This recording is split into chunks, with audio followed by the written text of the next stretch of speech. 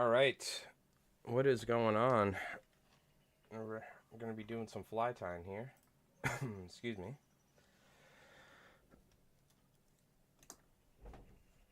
One second. What's going on? I hope everyone's doing well. Appreciate everyone tuning in. Excuse me.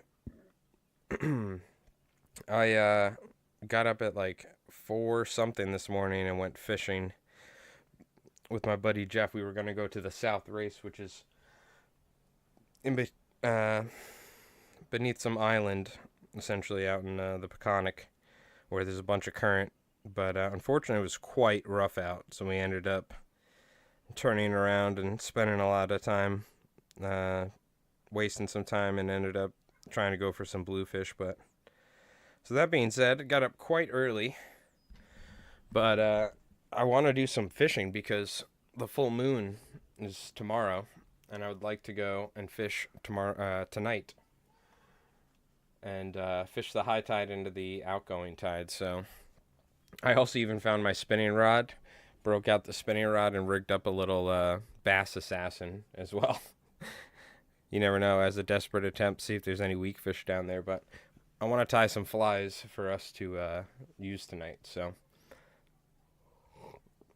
we got the this is actually some popper heads that Bandit sent me a while back, and I flipped it around from being a posh slider to being a, what do you call it, to being a popper, kind of like a classic popper or something. So I'm going to put some eyes on here and then probably throw a little bit of UV resin on it. And I want to tie some nighttime flies is kind of what I'm leaning towards, but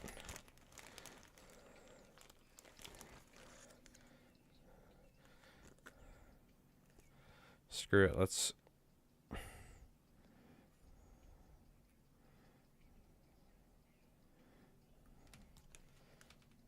put some bright yellow eyes on the yellow popper body. Why not?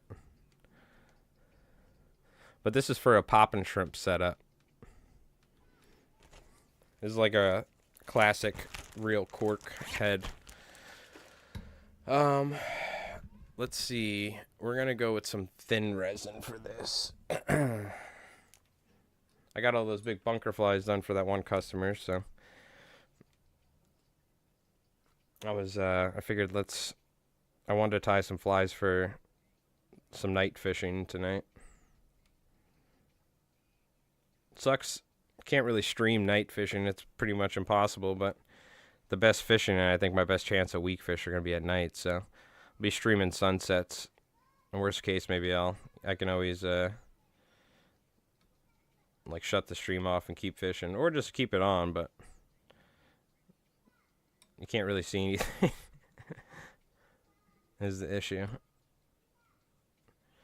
But weak fish are a nocturnal species, so I think my only chance of catching them around is fishing at night, or at least sunset into the dark, like a couple hours into the dark, more than likely.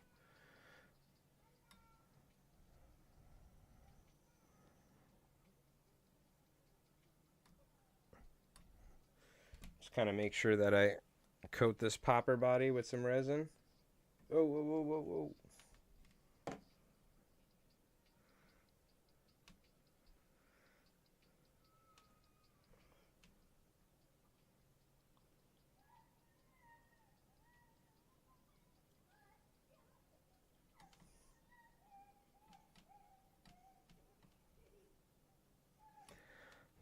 It's getting nice out. The neighbors' kids are out playing around.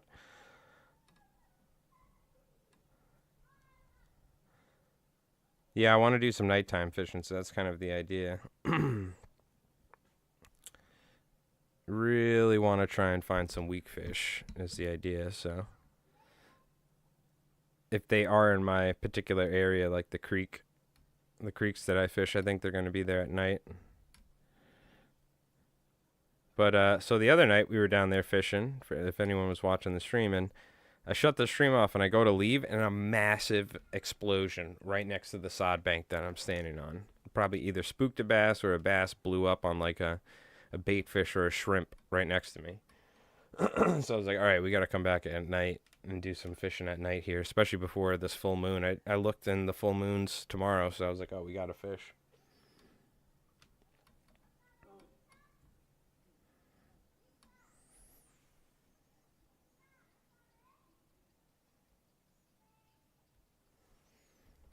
So I want to tie some like dark flies, like black flies and stuff like that. Maybe some like bucktail deceivers or some squimpish flies. We'll see. Yo, Bondwater, what's up, dude? I'm gonna have to stick this out in the sun.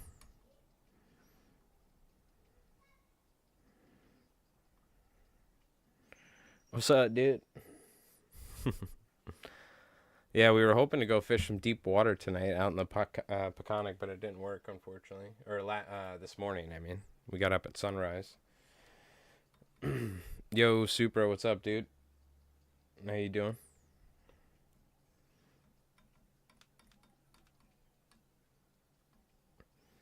Tied up a classic old school popper. We're gonna tie a shrimp dropper off the back. Hey, Doc, what's going on, man? Yeah, don't listen, chat. Don't judge me.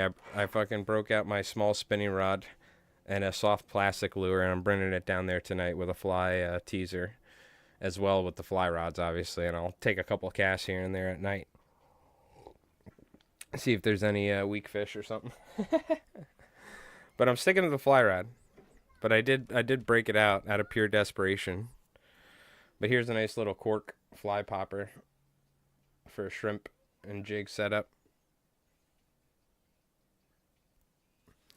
All right, let's tie some nighttime flies or some like larger streamers, like 4 or 5 inches. I don't have a ton of those, so.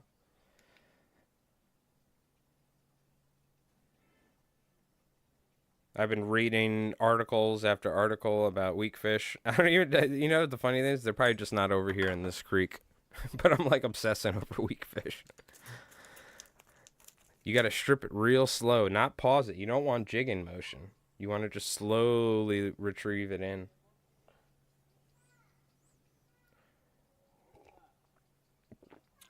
Completely skunked at the trout tourney. My fiance wanted to come, so I had to leave my yak behind. Oh, man, that sucks. That sucks. Yep. Well, shitty day fishing better than a good day at work, right? Or something, whatever the trope is. Something like that. I want to tie a half and half. For sure. Classic half and half, because I do want some more weighted flies in my arsenal when it comes to my obsession with weakfish that don't exist in my creek. You know what I mean? Let me go ahead and put some lead eyes on here. His size 2 odd O'Shaughnessy hook from Mustad.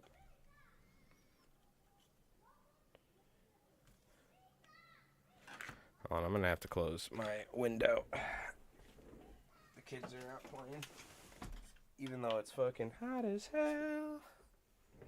I have to start using my AC or something. Something like that.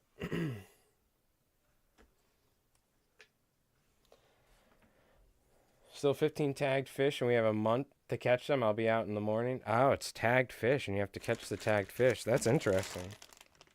Very cool, dude. Good luck. Go out there and get them.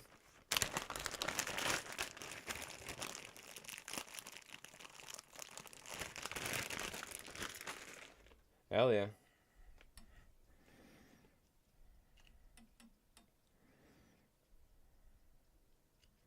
Put some dumbbell eyes on here.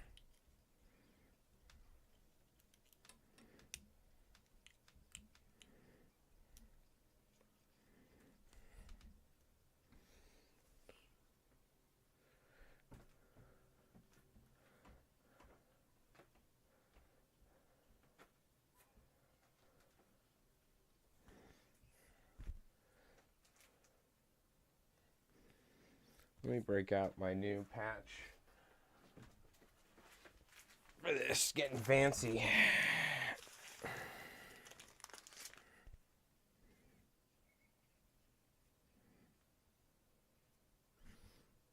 By fancy, I mean I'm going to use the feathers that are all busted at the end because I don't use these for orders.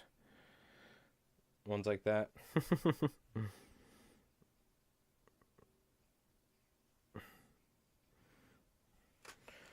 The fish don't care.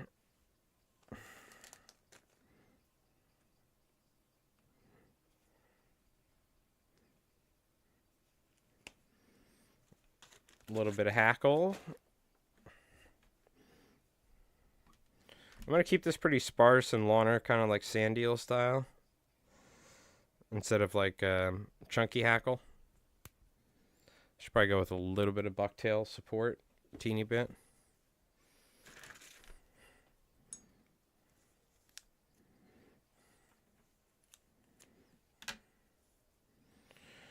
We're going to go kind of sparse on this one. I have a lot of chunkier half and halves or weighted flies.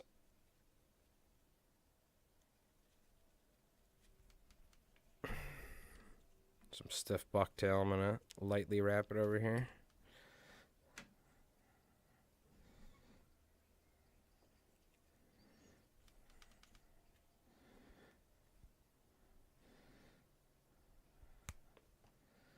Just put these side or curve in to curve in, classic half and half style.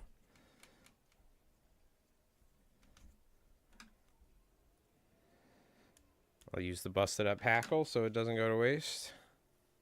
You know what? Here, speaking of not going to waste, I have a little bit of the Steve Farrar fiber with some flash. I'll kind of use this as our pseudo flash. Kind of like that actually. I was just tying all those bunker flies. Somebody's like, why are you throwing away all this material? But we keep that stuff that's usable, any of the lawner synthetics and stuff, or squimpish hair, whatever, that's in the wastebasket, and use it for flies. Usually it's flies for myself, obviously. I'm not doing commercial orders with stuff from the wastebasket.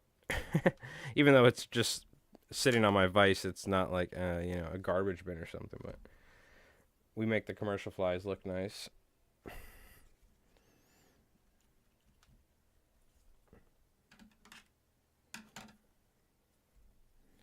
have all this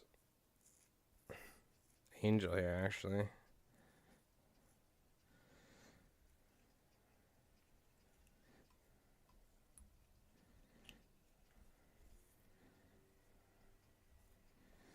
We'll use some of that. How about that?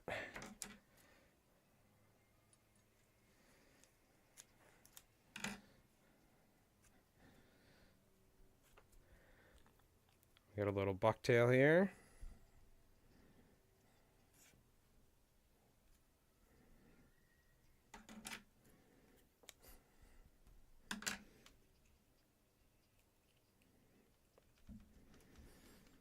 Hope everybody's having a good week so far.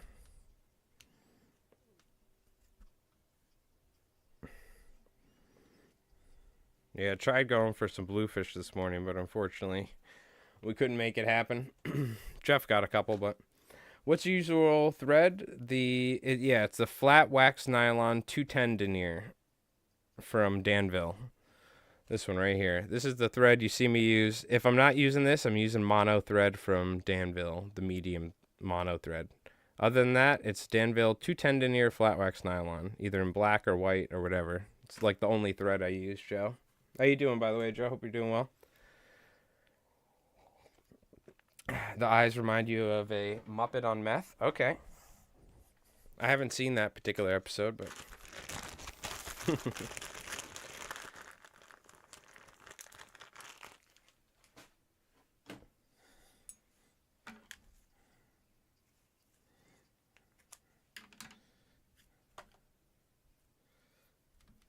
We're going to go with a little pink.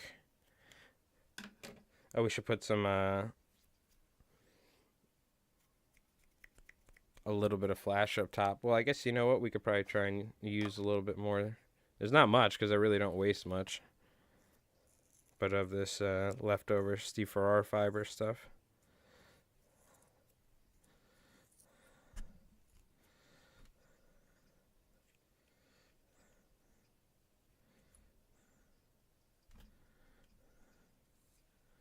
Because we really don't need much.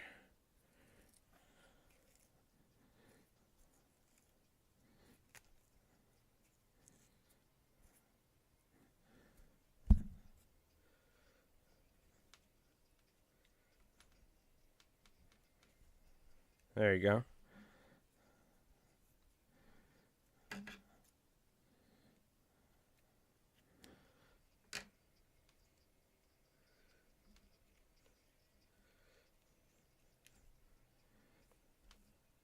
Just a little bit of pink bucktail on top there, and maybe a little bit of chartreuse, what I'm thinking.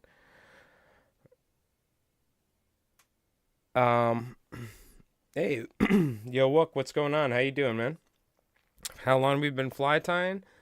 Let's see. I'm 33 now, and I started in like 98 or 99 when I was like 8 or 9, so 24 or 5 plus years. Professionally, I've been doing it for like 7 or 8 years now. So,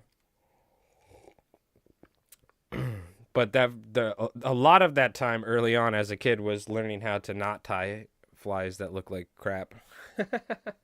You know what I mean? But hope you're doing good. Same age, nice. I'm just getting into it and loving it and ready to catch one on my own fly. That's what it's all about, Wook. That's why I got into it.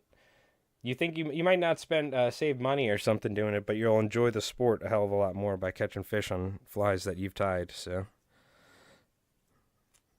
hell yeah.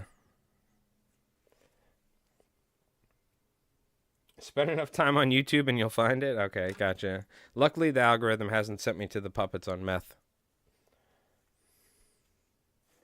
Getting your son who is 4 into it? Very nice. That's awesome. That's awesome. I know a lot of folks that have kids have taught their kids pretty early on how to fly tie. You know what I mean? You just got to supervise, make sure they don't hurt themselves or something. Or you can always cut the hook point off or something like that and let them play around with it so they don't hurt themselves. But that's what it's all about. Catching fish on your flies you tied. Welcome to the club.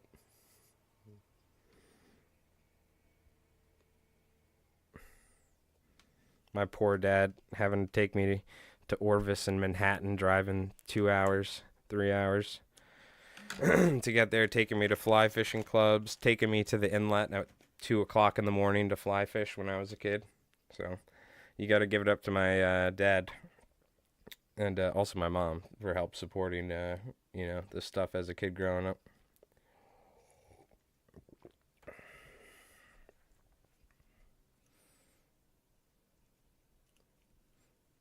All right, we're going to put some head cement on here. We're whipping up some flies from my fly box because we've been doing more fishing this year than I have in the past 3 years combined almost. So we're replenishing the old fly boxes that were filled with old rusted out flies and stuff. Problem is we haven't caught a striped bass in like a couple weeks since that worm hatch, so we're trying to break that skunk locally. Last thing we got was a shad. Big shad too, nice shad, but I'm not a much of a shad enthusiast myself. Yeah, quote unquote save money. You won't save money, that's for sure. People are like, oh, you save money. Will you really save money tying your own flies? I guess if maybe you just tied clouds or minnows and that was it, and you just like bought like 3 bucktails, then yeah, probably. The problem is, next thing you know, you're buying like 18 different colors of Steve Farrar fiber so you can blend together to make like the best bunker flies possible or something. Those are all those bunker flies that we whipped up for that guy. I don't know, Joe. You mean from the slot? I don't know. I'm going to be honest with you. I haven't seen any juvenile fish. Like, first off, I've caught a limited amount of fish, but we haven't seen any fish like under 16, 18 inches this year. So I don't know where all that stock is of. The problem is it takes like a certain amount of years for them to even get that size to where you can start catching them. And then it takes even longer for them to reach sexual maturity. So there's years where striped bass populations didn't have a good spawn, and maybe we're at that point where, there was a spawn a couple years ago, but they're all fry now, and the like 5, 6 years ago was a bad spawn, and that's why we're not seeing the smaller fish that are in between that size. But oh yeah, Joe, believe me, I know. Believe me. Growing up in the 90s and fly fishing in the 90s, it was like coming on the tail end of the amazing striper fishing. I experienced a little bit of it, but really in like after the moratorium was amazing, and before that in the 70s, before they killed everything.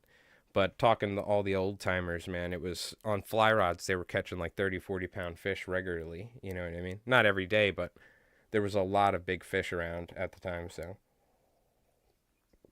nowadays, you got to work pretty hard. Like, this is from shore, too. You know what I mean? Not like fishing boats off Cape Cod for squid runs. These are like just fishing at rips in the bay at night, catching like really big fish regularly on the fly rod. But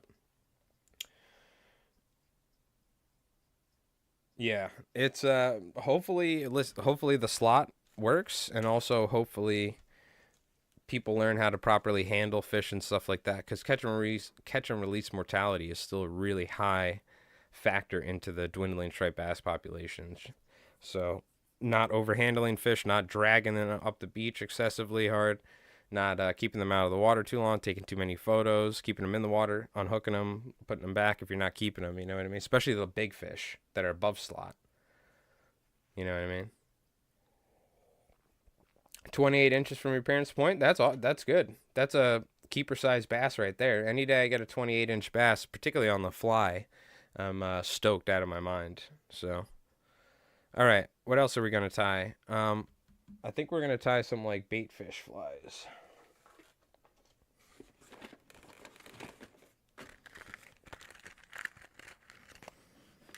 We're gonna tie some like pseudo flatwing bucktail deceiver type flies. The other thing is I don't have a lot of black and red, black and purple, so I think we should tie some nighttime flies as well. So now I also have some rattles. You know what's gonna happen? They're just gonna break instantly because glass rattles are garbage. So, but I'm thinking about it. I think after you have all the startup stuff, yeah. Well, after you've invested hundreds of dollars into the sport, maybe thousands, or the hobby, you mean you're good to go with fly tying? Maybe you start saving money after like 10 years. Yeah. Yeah, striper's still decent in Maryland for sure. One of the biggest issues down there is like overfishing of menhaden, you know what I mean, from like the Omega Corp and stuff. But there's all sorts of issues. But I went to Martha's Vineyard a couple times as a kid in 2004, caught stripers chasing squid. Caught on first fly rod I built myself. Still top all-time fishing memory. Awesome. That's so cool, Joe. I've never fished up in Massachusetts. I've always, like, especially as a kid, reading about, like, Martha's Vineyard, Cape Cod, all these places in fly fishing books. They were almost, like, magical the way they talked about it. You know what I mean? But we have very similar stuff around here, like Montauk, for instance, you know. But I do want to go travel up to the Northeast and to New England more so, because technically Long Island's not really New England. It's like right on the cusp of New England. But I would love to go up, fish Rhode Island, Massachusetts, Maine, perhaps Connecticut as well. We'll see. I've been to Connecticut a couple times, but we're going to be probably doing some flatwings here, by the way.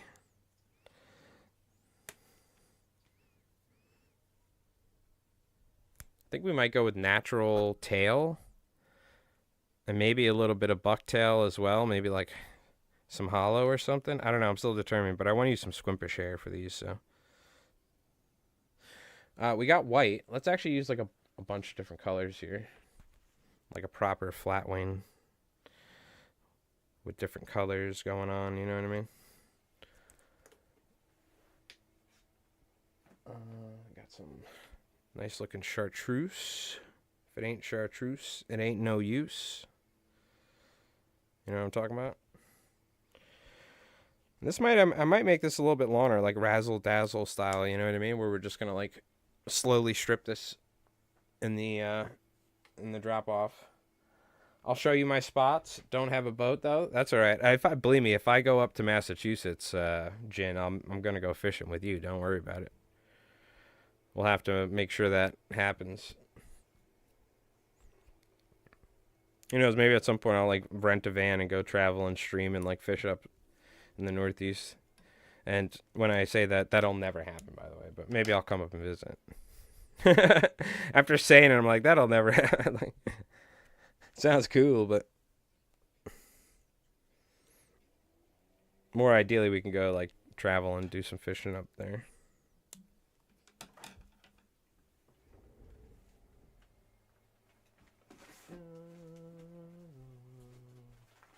Let's go with some golds.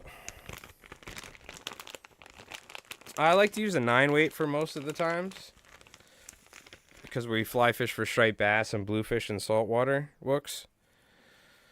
So a lot of either 8-weights or 9-weights. Sometimes we go down to 7s for the creeks and like the salt ponds where there's smaller bass, striped bass that is. But a lot of times it's 8-weights, 9-weights, and 10-weights in saltwater. Ooh, it was a 9-weight. Very cool. Not the Montauk Ferry, the Port Jeff Ferry. Yeah.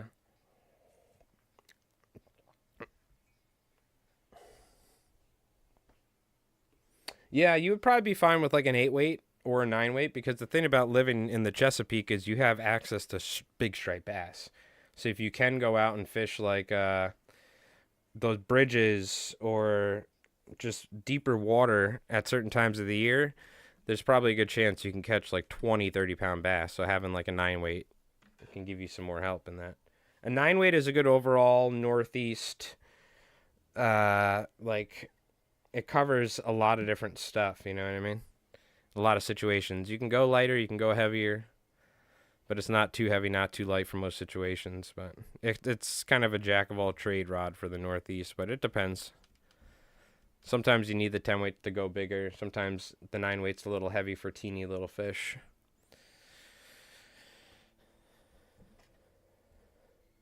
I still have a little bit of this. Screw it. We're just going to put some of this. Actually, you know what? We're going to use some of that for maybe like the actual head.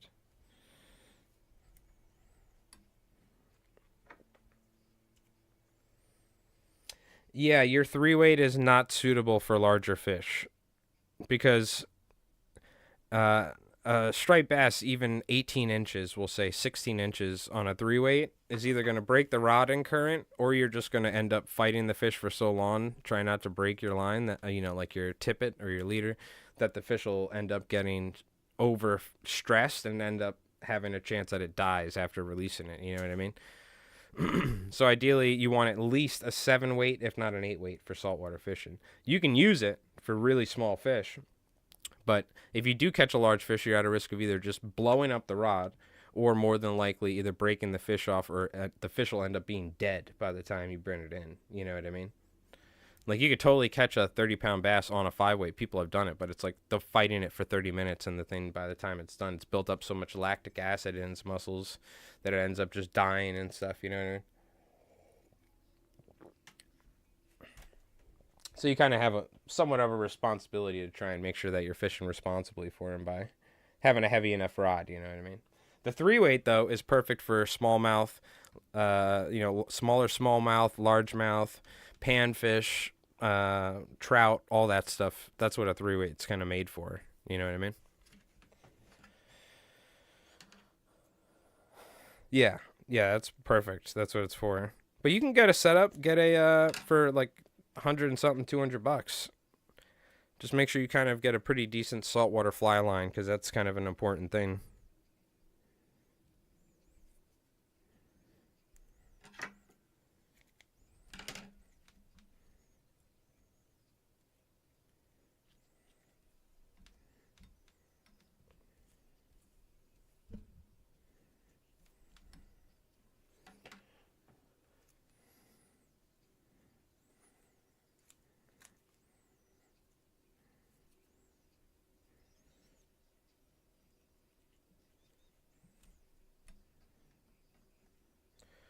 A little bit of chartreuse on top of that. Yeah, no problem, man. Believe me, I tried. I had like freshwater rods, tried to go catch bluefish. The rods just like exploded after hooking like a 2-pound bluefish. You know what I mean? Plus, the thing is, with a 3-weight, good luck trying to throw a fly even this sized with a 3-weight in like 10-mile-per-hour wind on coming in at like your offhand. It's just going to be impossible. You know what I mean?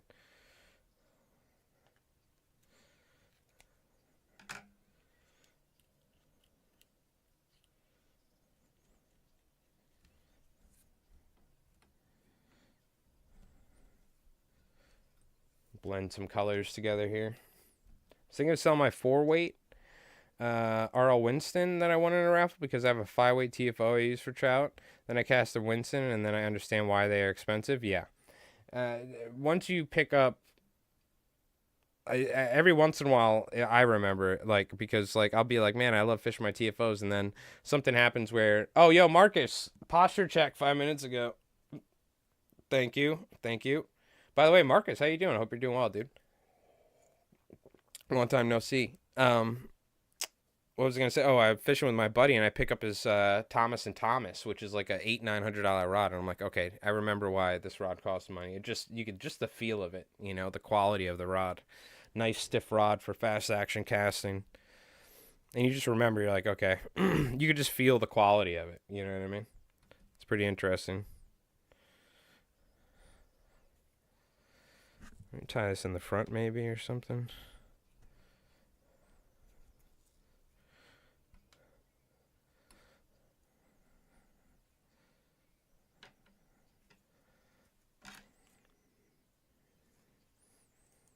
Posture check. Thank you. Going very well? Good, good. I'm glad to hear it. Glad to hear it.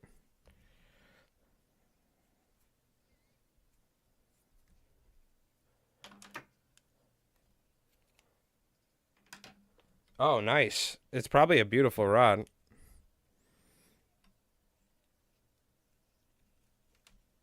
Yeah, the thing is, you don't need an expensive setup to fish for sure, but you know, the more money you put in it, generally the more you get out of it for the most part. Not always, but I'm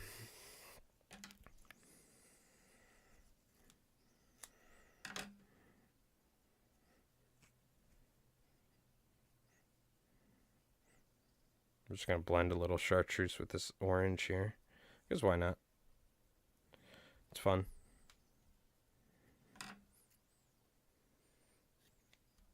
Like my Lamson TFO rod setup, same on the 5 and 8. Yeah, that's a great combo. I'm using one right now, Lamson and TFO.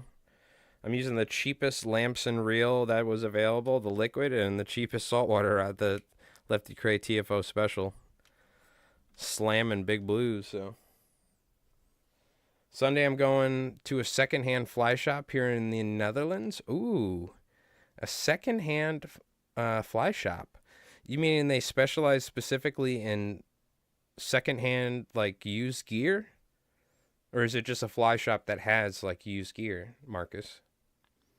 That's pretty cool. Either case. Let me get what you pay for kind of guy? Yeah. I'm 100% with it. I just high flies for a living, so I'm broke all the time. Have the new liquid. I like the new liquid, but don't need it. Yeah. Yeah, I have the liquid too. It's fine. The only issue I had if those reels sit for a while, especially saltwater fishing, is the mechanism that locks the drag seizes up, and the whole drag system backs up when a fish runs, which we had happen. I was throwing on your banners on Tuesday. No fish. Hey, Wookie, thank you for the follow. Appreciate that. Hope you're doing well. Okay. Yeah, I want to finish this off with squimpish hair at the front. Show some love to the folks at Squimpish Flies. I've been using some of their stuff a lot more recently. They're nice enough to send me material and stuff.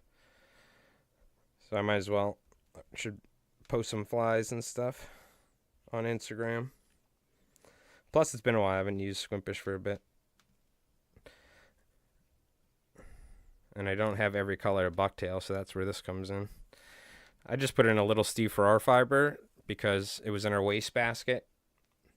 And somebody mentioned it the other day that I keep throwing away fly time material, so now I'm using it all the time. Yo, Frosty coming in with the 37 months. Get some cheers going. Thank you, my brother. I hope you're doing well, dude. And Wookie coming in with the brand new prime. Brand new primer. Get some LI Flies hearts in the chat. Thanks for the info on YouTube. Hey, no problem, Wookie. I have some new YouTube videos coming out soon that we're trying to finish up, specifically tying these bad boys right here. Big synthetic. Takes on Sadati slammers, kind of, but just big synthetic keeled bunker and herring flies we got to do. But thank you. Appreciate that. Oh, you're Wook. All right, cool. Awesome, dude. Hell yeah, we're welcome to Twitch. By the way, you should join our Discord if you have Discord. So, ! Discord, hop in there. But thank you for the Prime sub, dude. Appreciate that. And Frosty, dude, thank you for the resub as well, brother. I hope you're doing well. How you doing out there, Frosty? Is everything going good? Hell yeah. Yeah, if you have any questions, particularly about fly fishing or fly tying, feel free to ask, because that's what the Discord's all about, so... And then you can go ahead and share photos of all your flies and the fish that you've caught on fly ice. We definitely love seeing flies that people tie. That's one of the main things that our Discord's all about, is fly tying, of course. Oh yes, kinky muddler. We're doing one. How about this, Joe? We're tying a kinky muddler. You've asked like 3 streams in a row, and you've been here every time. So we'll tie one specifically while you're here, okay? Let me finish this fly and then we'll do one. Yes, kinky muddler, Johnny King's fly, kinky muddler. By the way, if you guys don't know Johnny King's, check him out. Awesome fly tire and awesome musician as well.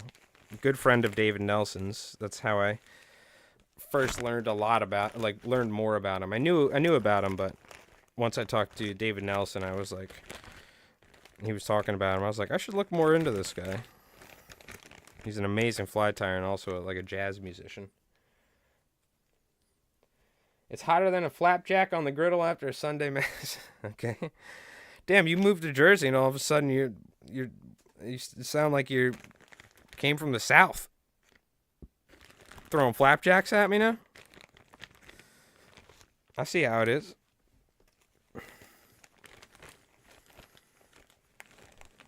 Alright, we'll go with a little white. And what other sort of coloration do we want? Let's go with this fire orange. It's fire because I spit hot fire. We don't say that shit. I've literally heard you say that, AR. The one time we played Rust, I'm pretty sure you said that. You were talking about flapjacks on a Sunday mass or something. Yeah. Too much justified? Okay, I don't know. Is that like I picture it's like a show and they're like Western or like it's like that Yellowstone show or something. I'm just gonna imagine.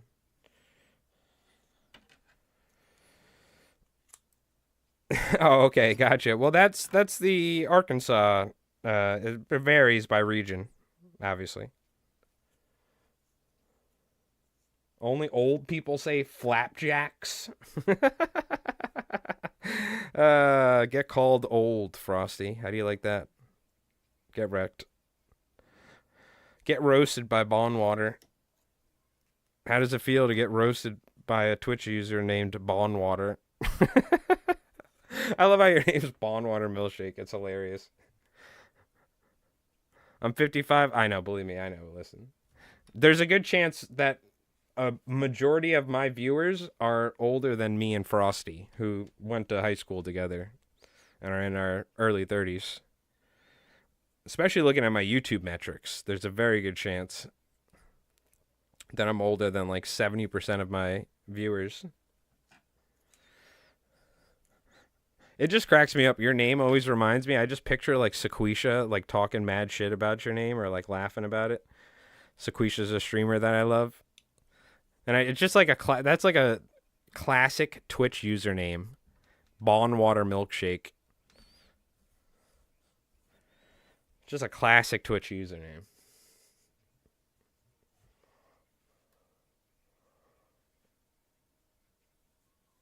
Yeah, a lot of us, there's a lot of folks that are close around, we're in our early 30s here, or early to mid 30s. There's probably some like Zoomer kid watching. God, old fucks.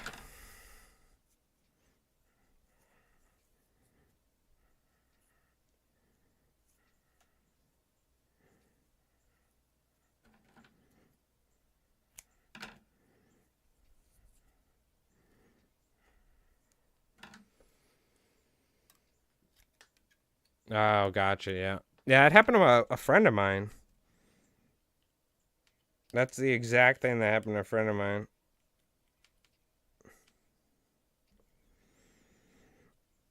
Well, you can always go hang out in the hookah lounge, and Jerry will bring you margaritas or like empanadas. So the hookah lounge here at the LI Flies Mike Bar and Establishment that I used to have a green screen for, but not anymore because it takes up too much space.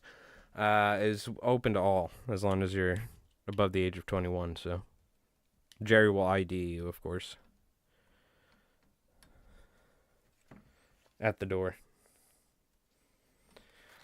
Okay, I gotta open my window again. My neighbor's kids were, what do you call it, partying it up in the pool over there. But it's too hot. It's too hot.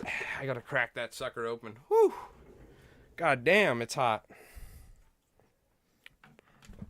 Holy. Hotter than a flapjack on a ass crack on a Sunday morning or something like that. Did I do it? Did I do a good job, Frosty?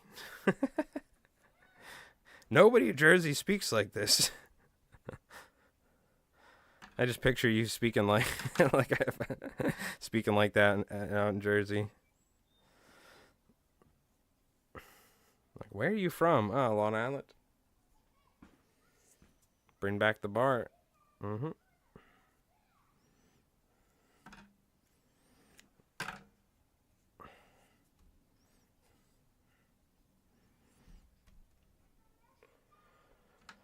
Went bouldering last Saturday and felt old the next morning.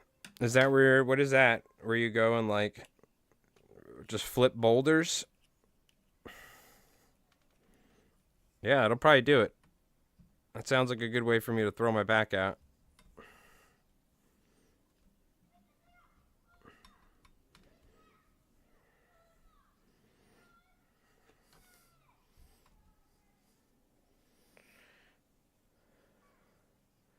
Last time I went bouldering, well, it was in Yosemite, and I almost needed shoulder surgery.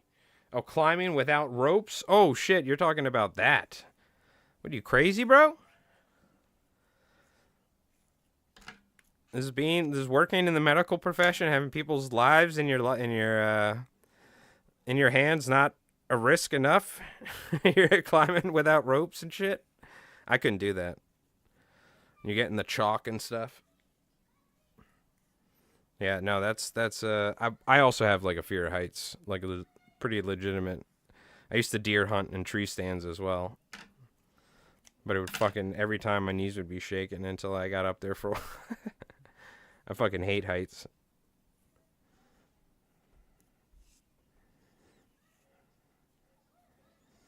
You won't catch me, even with ropes. I don't think I would go like scaling up a rock face.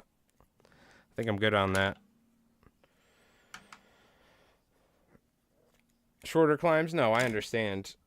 But big rocks, not cliffs. Yeah, no, I understand. But still, you're climbing like even 10 feet. If I fall from 10 feet off something like that, I'm done. Like, I'm not walking for like 3 months probably, so, because my back. You still got to have some balls to do that, in my opinion.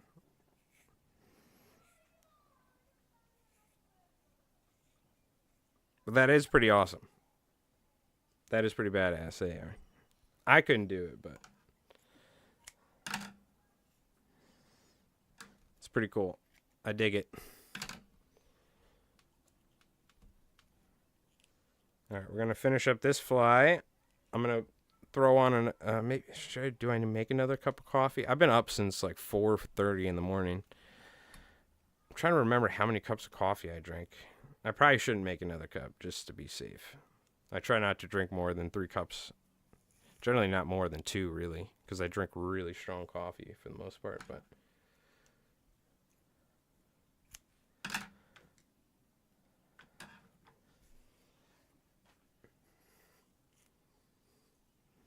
just going to taper this down so it's not a waste. I'm going to add a little bit more olive here.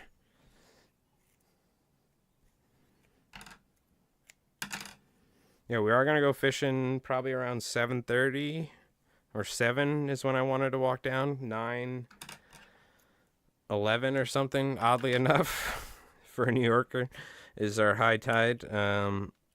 What do you call it? So I'm thinking we go down at like, I wanted to stream for like a little over 2 hours.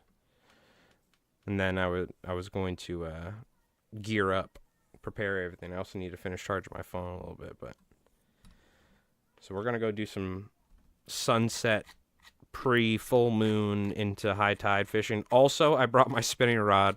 I said screw it, and I'm bringing a jig, like a bass assassin, like Tutti Frutti color, and I'm gonna be, what do you call it, jigging that on the bottom at night to see if there's any weak fish. I'm just gonna take a couple casts with it. But I'm mostly fly fishing as always. But I am sending. I'm breaking out the spinning rod as out of pure desperation. Gonna take a couple casts with it later.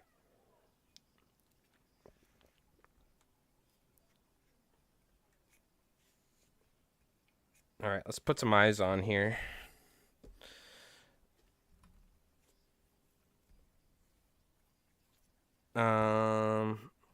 You know, probably tab eyes is honestly just the cleanest way of doing it. I was gonna do 3D eyes and then I'd have to glue it, but I don't want to compress it too much on the sides. I kind of want some, I want it to push a little bit of water here and there.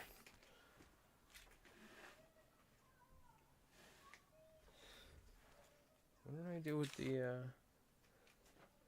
saddle hackle from that? Hold on. Did it like fall somewhere? Ugh. I don't know where it is. It's got to be somewhere. Whatever. It's probably like right in front of me. I don't even see it.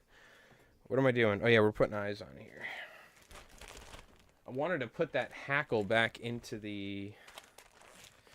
its bag to like protect it, but I don't see where it is, so I have no idea. I must have just put it down somewhere and I just don't see it or something. Anyways, put some tab eyes on here.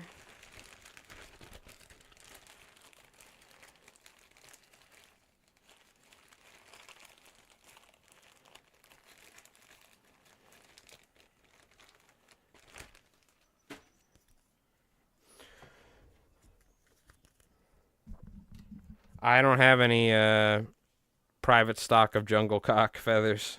I wish. Too rich for my blood. I used them years ago. I haven't bought a patch of jungle cock.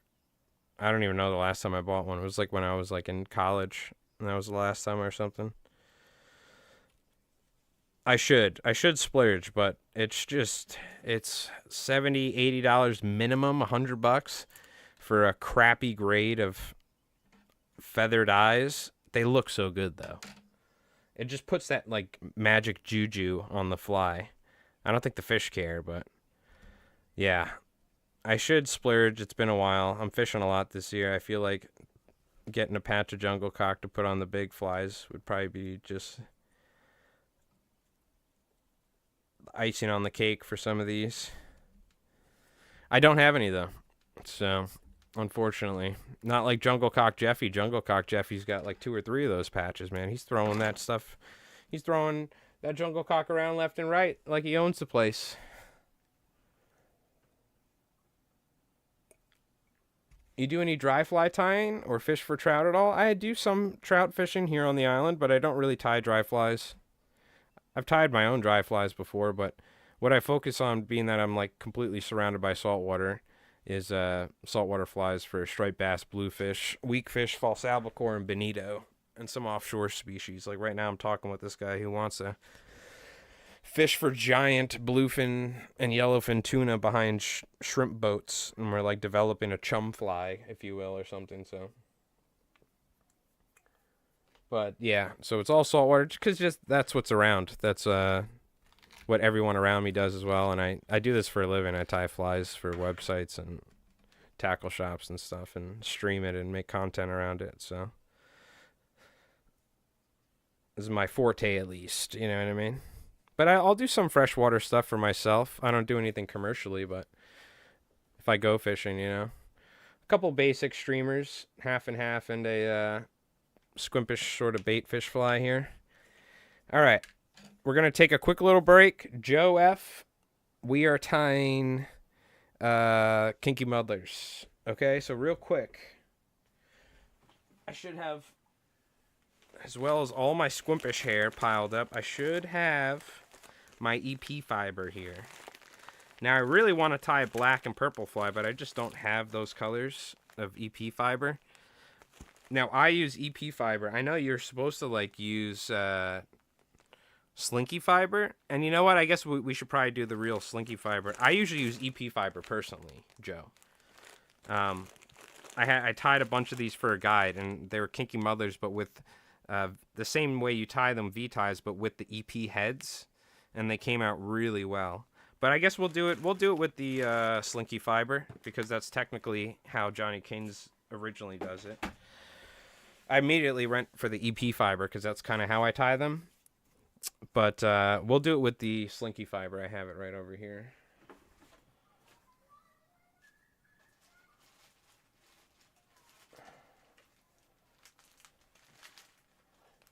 All right. Luckily, we were just using all this stuff.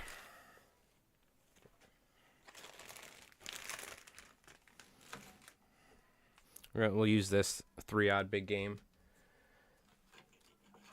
Yeah, I like the EP fiber. If you go back far enough on my Instagram, you'll see a bunch of them. And even though technically I used EP and stuff like that, they sent me a sample of a fly they got. These two guides. And from what I could deduce, the closest thing was a kinky muddler, and I just went with a kinky muddler from Johnny Kings, but I went with EP fiber because that's what the specific fly was tied in that they sent as a reference. Do you want each to compare? Yeah, we could do that.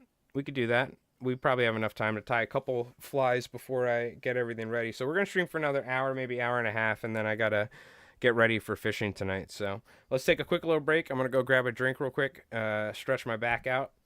And you're on 3 different. You should look up jungle cock feathers, okay? At the end is what you need to specify. And you're like the 15th person that's made that joke over the years, which is actually not a lot. Thinking about it, Bond water. But all right, we'll be back in a moment. Don't go anywhere.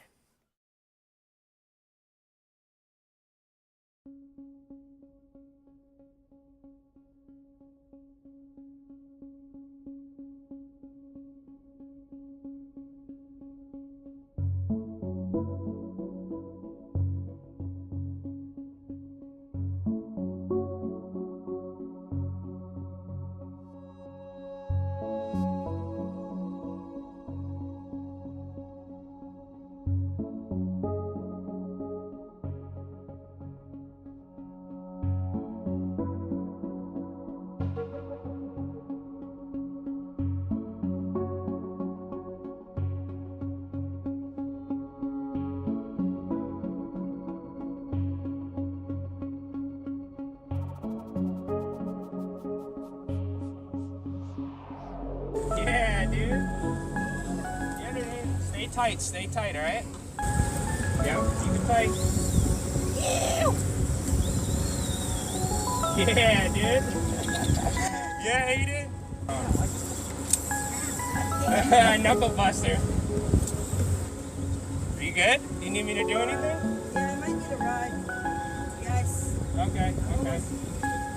Hold on, I'm gonna turn now. I'm gonna try and get on the bow. Yeah, get on the bow. All right, you're doing good. doing your thing. I'm gonna move us away.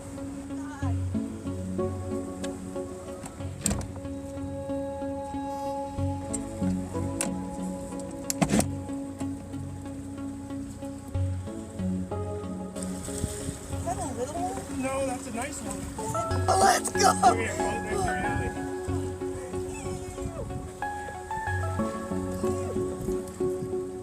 Good job. That's sick.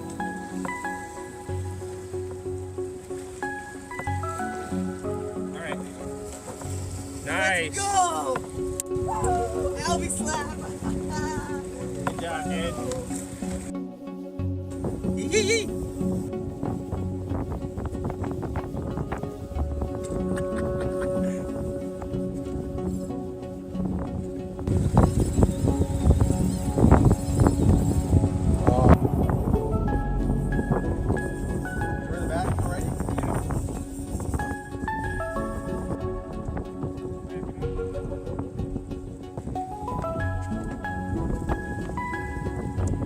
Looking down the barrel of a 12 gauge little toonie, bro.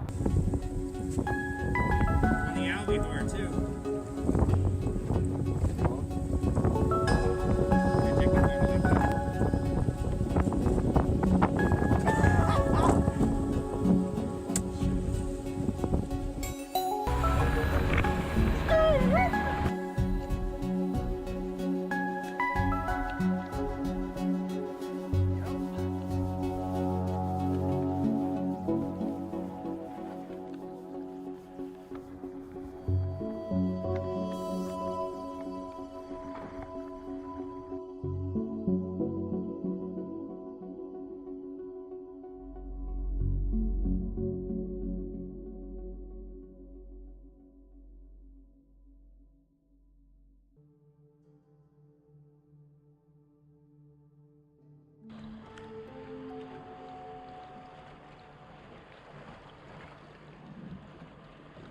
Oh my God, dude!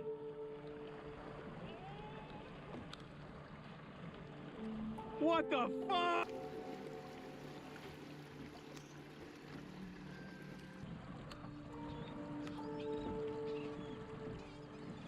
Woohoo!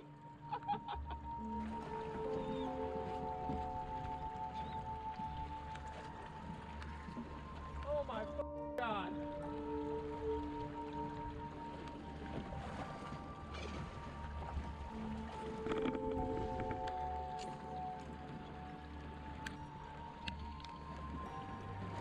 Yep.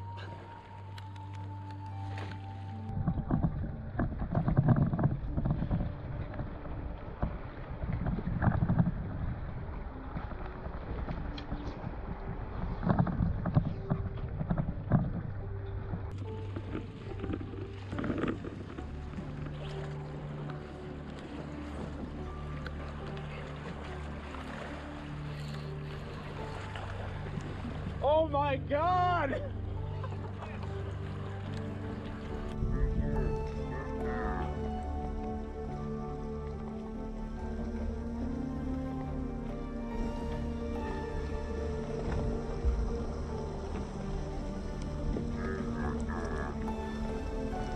I gotta turn the boat so I can cast.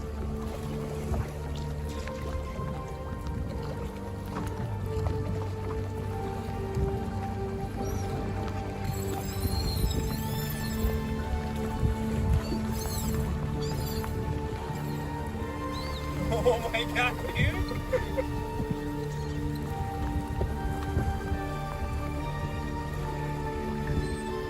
Alright, get back to catching him, Diego. You can go on that. There's a shark.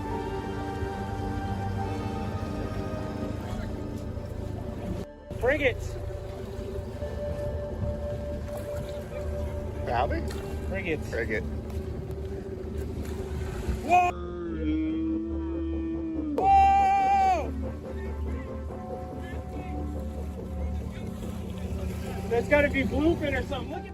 Hell yeah, dude. To grab a fish like that, I mean, to grab a fly like that, a big deceiver.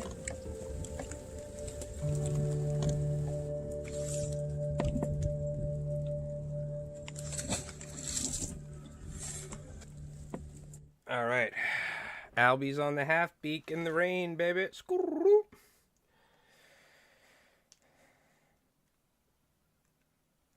Okay. Let's whip up a kinky muddler. I don't know if we're gonna tie both versions because I kind of want to get down. Well, we'll see. Well, it depends. I want to get down to the water at like 7:30. So yeah, we probably have time to tie both versions. Maybe 7:30. We'll see. Let's see how long it takes. Give me 1 sec.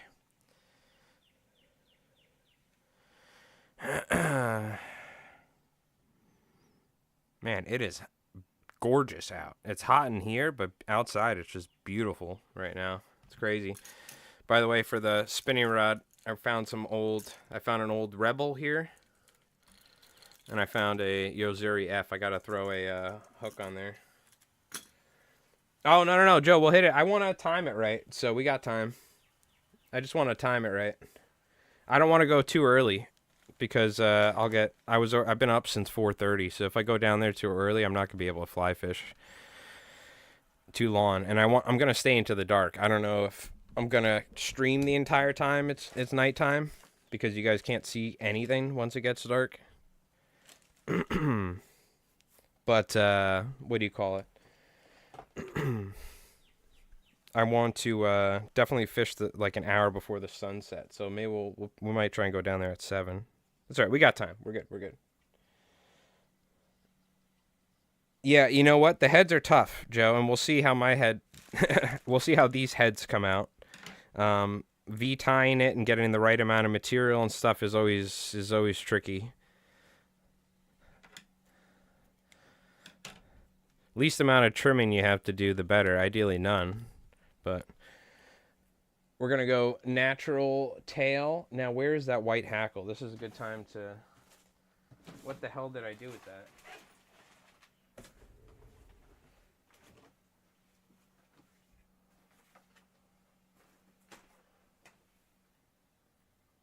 Did I put it back? I must have, right? Yeah. Okay. Da-da-da-da.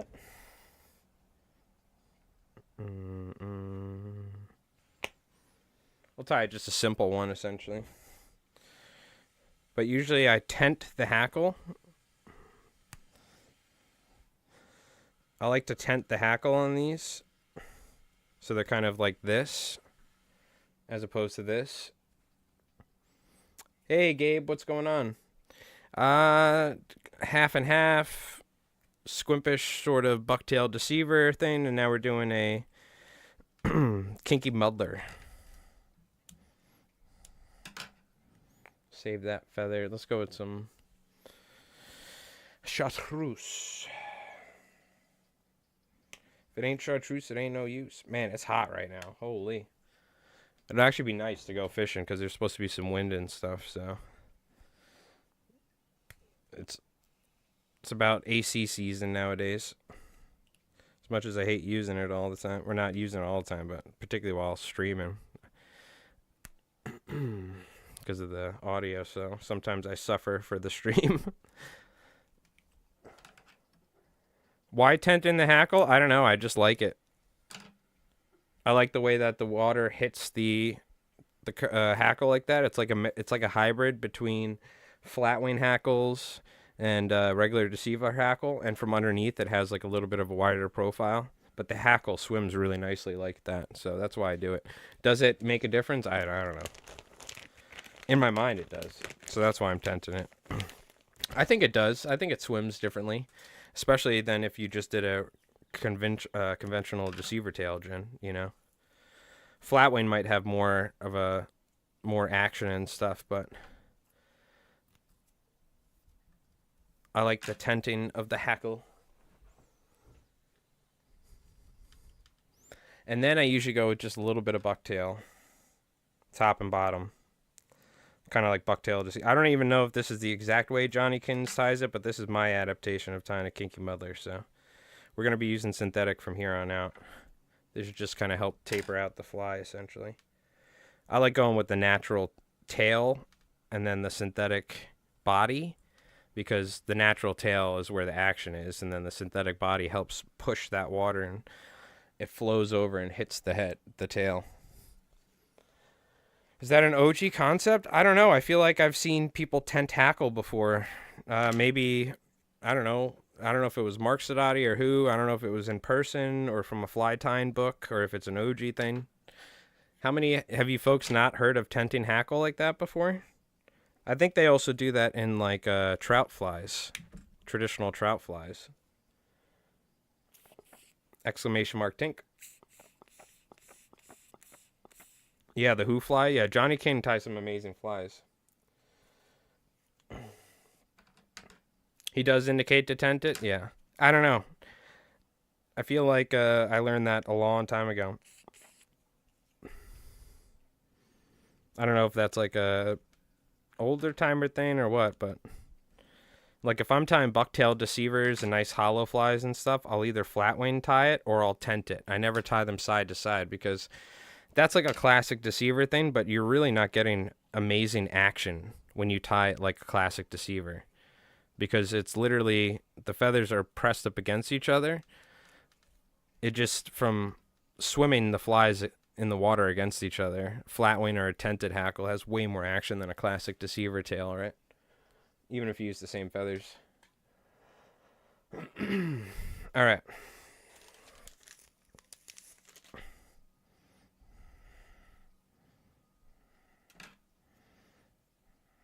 So it's all about cutting this to the right length.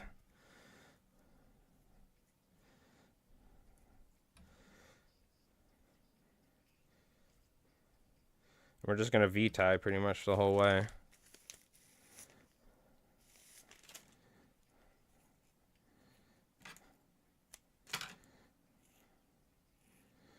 And I'm just going to make the material shorter. And again, this is not, I've never like looked up a tutorial on how to tie these things.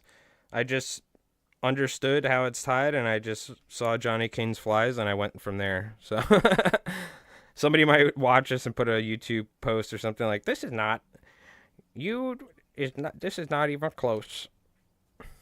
But you might be right. But we're just having fun, so relax. So now I do a long V-tie, and I blend it on the sides. So now this synthetic material creates a veil around the natural material, but that hackle's still sticking off the back to dance around. But this is going to help prevent it from fouling, and we're also creating a transition from natural to synthetic material. And now, what do you call it? We can do a slightly shorter one, and then we can start doing the super tight V ties for the head.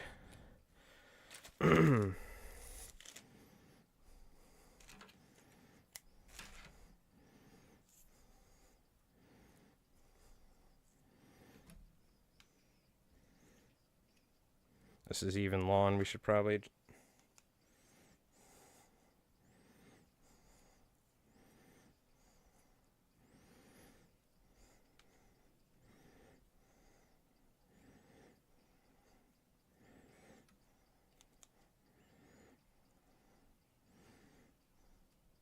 So like these parts I'm not really trimming, by the way. These are just kind of helping make the profile. And the other thing is, ideally, I guess, you really don't want to have to trim too much, but like it's going to be way easier to tie it longer and then trim it profile-wise.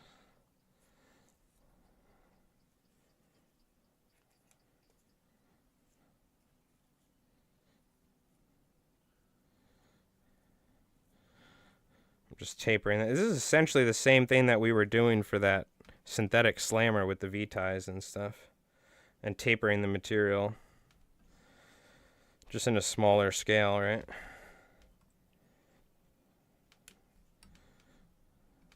You just want to make sure that material's spread around 360 degrees. Unlike that Sadati slammer where we're focusing a lot of material top and bottom. You just want to make sure that material's spread evenly around. Let me zoom in a little bit. Yeah, my mom was actually just working on that. We got sweet peas and stuff coming up. I'm not really focusing on it, but she's got a bunch of stuff that she's got planted. I heard the Weakfish fishing has been really good, where it looks like I have to tie some of those shrimps you posted on Discord. Nice. I should make a video on that because it's just super quick. I could make like a 3-minute video on that. But I know look, that's what I'm hoping for tonight is Weakfish. Supposedly they need waters over 55 or 57 degrees regularly. And then if it goes over 70 something temp wise, then they leave. But cold fronts make them leave and stuff. So I'm like, I've been doing so much research into Weakfish that it's literally making me go crazy. Like, I don't know whether they're down there or not at my creek. But you would think, like, everything points to signs that they should be there. So I'm fishing at night now. I'm even bringing my spinning rod with a little finesse fish. I'm going to make a couple casts. I'm, like, looking at maps, looking for drop-offs and stuff. I'm trying to figure out where I can go at night at, like, 3 a.m. to try and find Weakfish. Meanwhile, this is the time where there's giant striped bass. Whoa! Yo, Rev coming in with the gift sub going out to Daniel. What do you call it? Get some LI Flies hearts in the chat in Twitch for that gifted membership on YouTube. By the way, I don't have emotes yet on the, what do you call it? On the channel for YouTube. So I need to transfer the LI Flies mic emotes over. But thank you, Rev. Appreciate that. You didn't have to do that, brother. But Daniel, enjoy the membership. We are going to have emotes soon and stuff. And if you're a member, eventually, what's going to happen, I got to set more stuff up first, but you'll be able to watch the fly tying videos like a week early, and we'll have certain stuff like that. But pretty much just like memberships. I mean, emotes. Maybe something to do with giveaways. We'll see. Because I've been trying to figure out how to do some giveaways on YouTube, so. But thank you, Rev. Appreciate that, my friend. It's very kind of you. Hell yeah, we got Joe F. We got Gabe's Fishing. We got all sorts of people on YouTube. Unfortunately, I can't have both chats on the same screen because it's against Twitch TOS, but I wish I could. So that way, like, you folks could see each other. There's probably like a meme of something where people see each other from like there's like two dudes see each other from across the bar and they were like wanted to talk their friends but they couldn't. They were like, oh. All right. Thank you, Rev. Appreciate it, dude. Rev, the famous Warhammer tactician and the Magic the Gathering champion that you've seen beat me in any sort of competitive thing that we've done on stream. Rev just beats me every time. So if you've ever tuned into that stuff and you've seen me lose, that's Rev. So future Atlantic City Warhammer regional winner of 2024 coming up soon. Keep an eye out.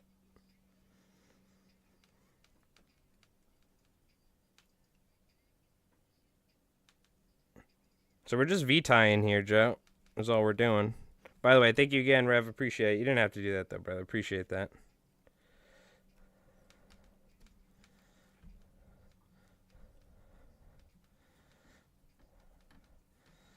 And we're just going to fill up the hook shank here. Now, it's a matter of having the right amount of material, right? And not having too much, not having too little and stuff. But I'm trying not to add too much to it so I don't end up with a bunch of waste. I got to start making it kind of shorter here, though, now. I'm cutting it down to, like, this size, and then I'm tapering it, is what I'm doing, like this.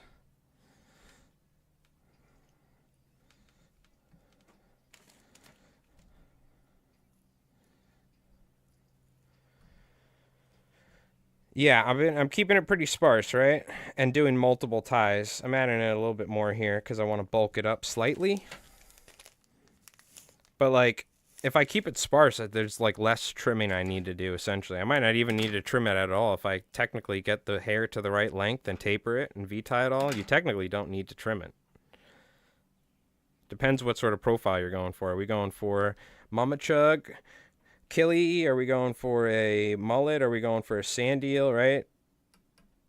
Obviously, you would adjust.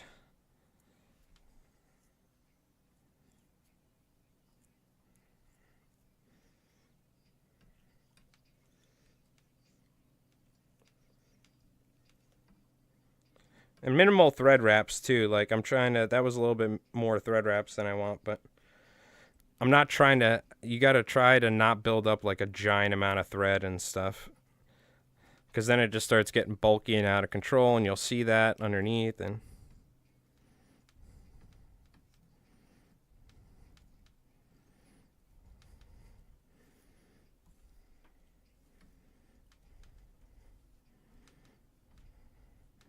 essentially we can probably just like lightly trim it, and then boom, we'll be good to go. Yeah, ugly bumps on the V-ties. So the main thing is, Joe, just like hollow ties, vertically you want to tie, you want the thread to end at the forwardmost point towards the eye on your V-ties. You want it to end evenly vertically, like this. So when you fold it back, the thread bump here, this thread bump here, we want it to be, you can see the bottom is slightly more forward than the top. That's all right. It's microscopic. But if one's way more than the front, then what happens is it, over time, it gets worse and worse. And as you're moving up the hook shank, you're going to have like differentiation. I'm trying to differentiate. Oh my God, I can't even say it. You're going to have differences. You know the word I'm trying to say right now. I just can't say it. I've been up since like 4:30. Differentiation. Thank you. Differentiation. You'll have differentiations in the like the gaps or where the material's tied in. So when you trim it, you'll have these like uneven gaps, like bald spots and stuff. So, God, I'm like, I'm gonna need to make like 2 cups of coffee when I go fishing. Differentiation. Oh, there we go. We got there in the end.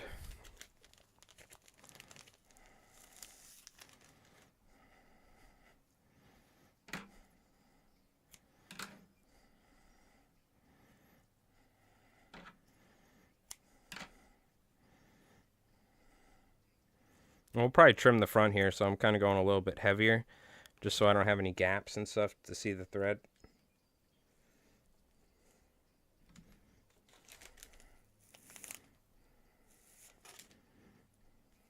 This is maybe where we add some like turquoise and stuff, just to get a cooler color differentiation going on. We'll blend it too.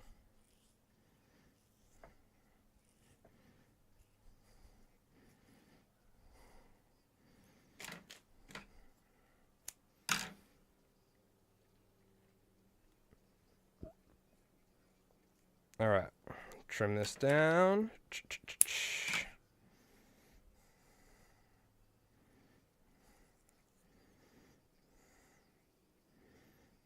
I'll actually cut some of this even shorter and then taper this.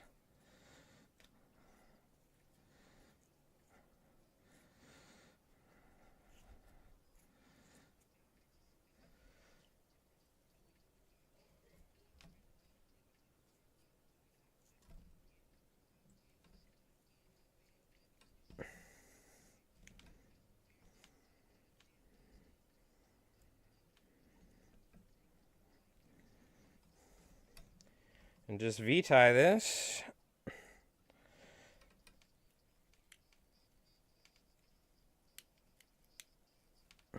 You can actually see on this bottom one here, we were a little bit uneven, top and bottom, but that's okay. It's the last tie. Now we're pretty much ready to trim it.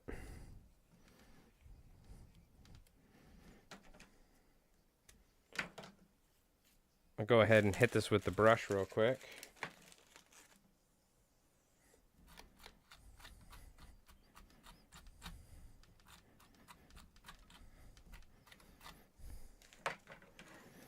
Okay, so very simple. There's a way to do this, and I just remembered. Thank God I remembered, because I remember figuring this out. The way that you do it, a cheat code, is you can kind of take your thumb and you can essentially get the profile you're looking for and then trim around it. It's kind of hard to explain, but I think it was something like this. How did I do this last time? I remember figuring this out.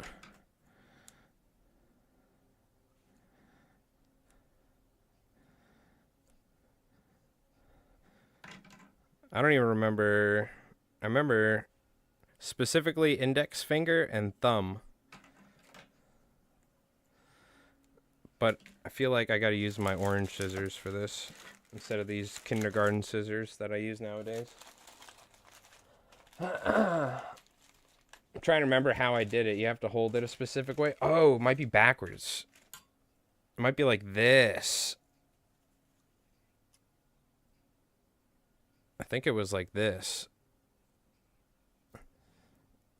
And then I just follow the profile of my thumb and finger and try not to cut my fingers.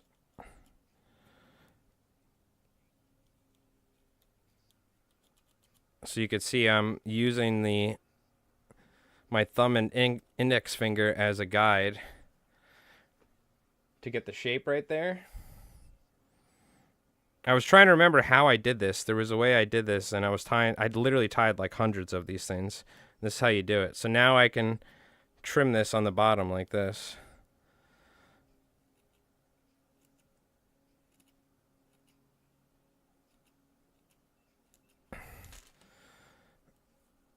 And that kind of helps me get the basic profile, and then I can always now come in and do it by hand. But you can see how now at the top here, you see? And now by eye, I'm going to trim it to clean it up. I didn't add much on the sides because I didn't go for crazy bulk, but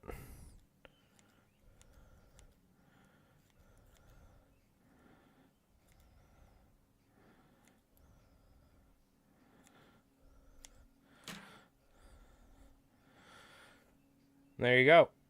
There's a kinky muddler right there. You could trim it more. I like it bulky like this because it slightly compresses, but it also is gonna, we want a bulky head on it. It's like the whole point, right, of a muddler minnow, is to push water over the head and then hit that marabou in the back. But in our sense, we have this flash and this tented hackle.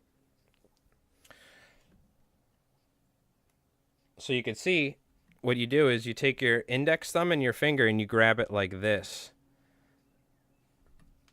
You grab it like this, okay? And then you use this, like this. Use this as the guide to trim.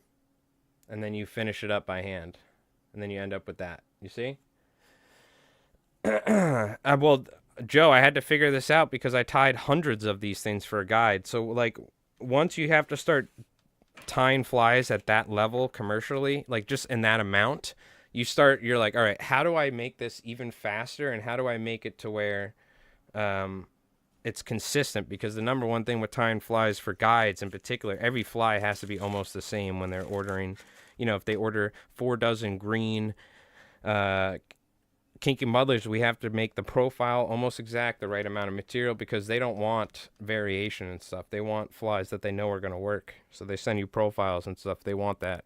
They want all 100 of these to be that or something. So fish hate this one secret trick. Oh god, that's the name of the next YouTube video. Yep, it's a hack, trimming hack. Perfect. See, now we're thinking. Now we're trying to go viral. I love how Fearmonger came in here and said he just started a TikTok with Chat GTP and like went viral in the first try. Just what a trip.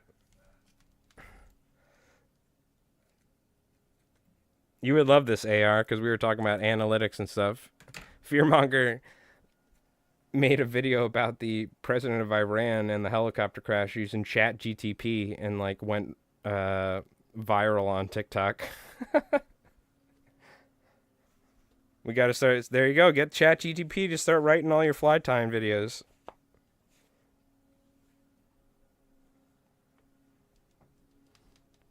Traditional fly fishermen hate this fly tying hack. Yeah, you guys watch way too much YouTube. You see the YouTube viewers. You guys know all the clickbait titles because you guys have to deal with this shit constantly. You guys are way too good with these clickbait titles. And then I remember you're watching on YouTube. That makes sense. Oh yeah. Well, we got to put. Well, let's put some 3D eyes on them because we got to finish them off where they're looking nice.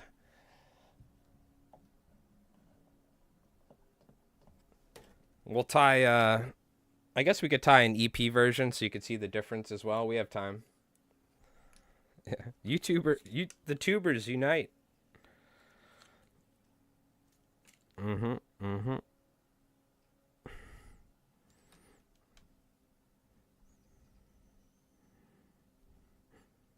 Put a little bit of this. What is this called again? Stick and seal, essentially like E6000. Put that on there. So by the way, like if somebody was going fishing for sardinas, or fishing for roosterfish, during the sardina bite and stuff, this is like a perfect fly for tuna, for roosterfish, if you scale it up on like a proper offshore hook or heavy duty hook. Like I would totally throw this 3-odd mustad for roosterfish because I've actually had customers go catch 50-pound giant trevally on this 3-odd mustad big game. So this particular hook I have tons of faith in because I know from experience of customers. But it'd probably bump it up to the Gamakatsu SL12S's and their big game hooks in a 4-odd and up.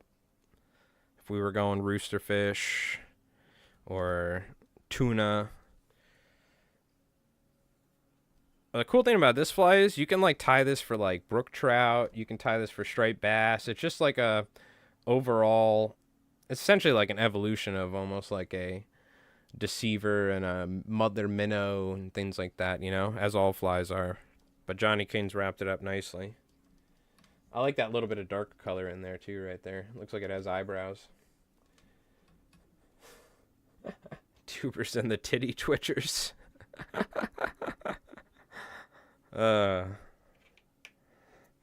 Okay. All right, where are my hooks? Yep, something like that.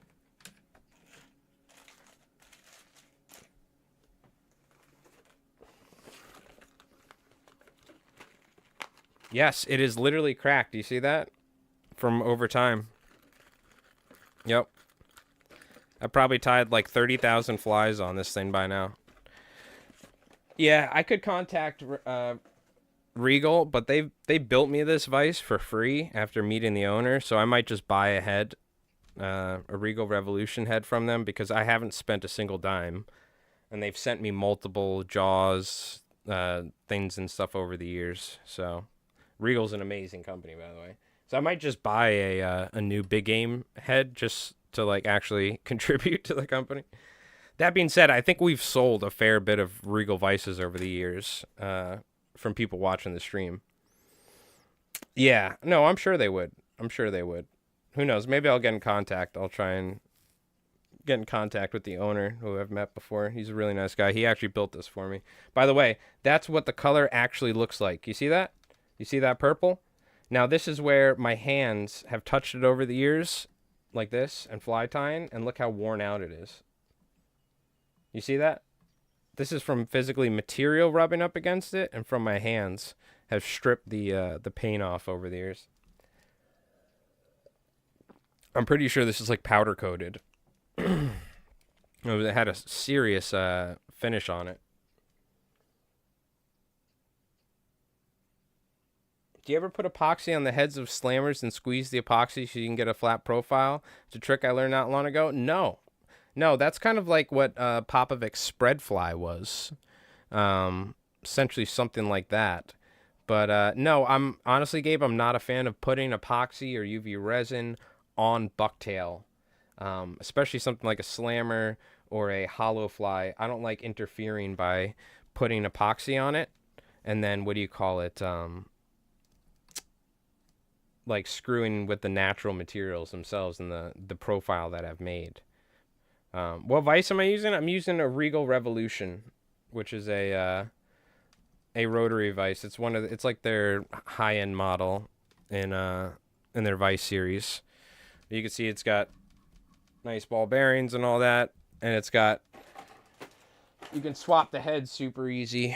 Where's the other head I have here? This is the small one. Most of the hooks we tie are big, so the only downside, it doesn't have an adjustable jaw when it comes. It has grooves. It has 2 grooves in it. So this is the smaller one we can use. What's the head? It's got the big game head, I think it was, or the predator head. I forgot. I think it's the big game head is what it's called. They might even have different ones.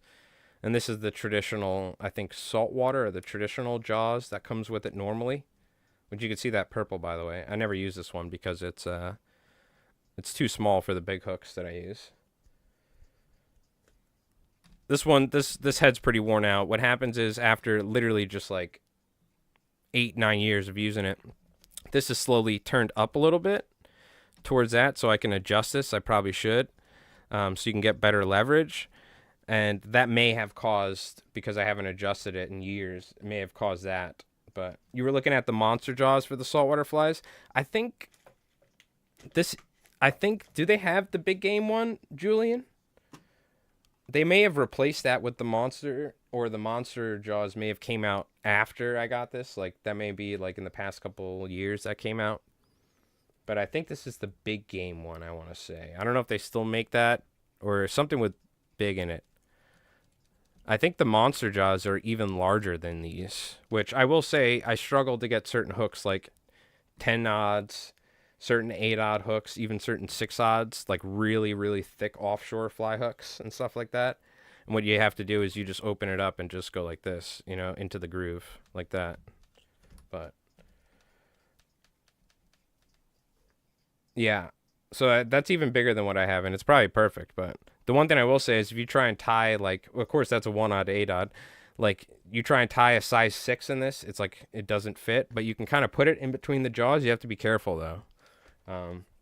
Because this jaw is so strong that if you don't put the hook in the groove, I've had hooks explode where the tip goes literally flying off because it's so strong. Like, once it's in there, it's not coming out. That's the beautiful thing about it. But gotcha. Very nice. You're out in New England. Very cool. I'm assuming you do some striper fishing. Yeah. I mean, made in Massachusetts, made in the USA. Don, the owner of Regal Vice, built this for me years ago. I've had it ever since. I probably got to upgrade at some point. I probably do. But I highly recommend it. I've literally probably tied about easily over 20,000 flies over the past 6 or 7 years. Commercially. Easily. Like at least a couple thousand of surf candies. You know what I mean? No problem. So it's pretty good. Mine's pretty beat up just from I sweat a lot in my hands, and I like 8 hours a day I'm tying. So there's like rust on this and stuff like that. This is worn out. You know what I mean? But I'm sure Don, if he saw this, he'd probably be like, oh my God.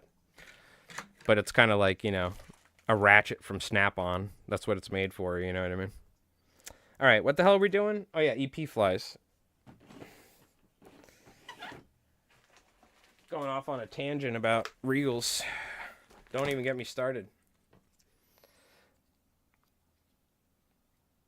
Yeah, I would go with the monster then. I might get the monster jaws, honestly, Julian. That came out after the big game jaws were like pretty recent, I believe, or they were like the ones that I told Don. I was like, if you give me one jaws, give me the big game ones because I tie bigger stuff. But I might just upgrade to the monster ones then. All right, I'm going to show you how to do a kinky muddler head with EP fiber, all right?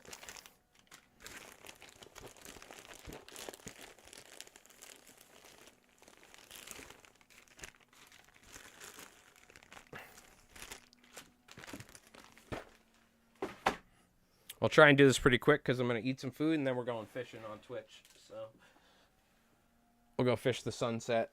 We still got a little bit of time. It gets dark pretty late nowadays. Like 8:39 or something like that.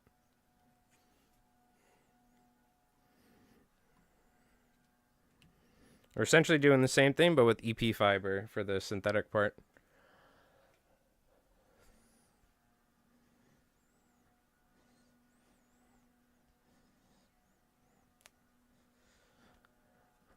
I'm going to do something weird here. I'm going to use one green feather on one side and one white on the other. Why? I don't know. I've never done that, and I just decided to do it. because I have the white feather, and I was like, I'm just gonna grab one green one. Let's see what happens. It's kind of strange, but why not?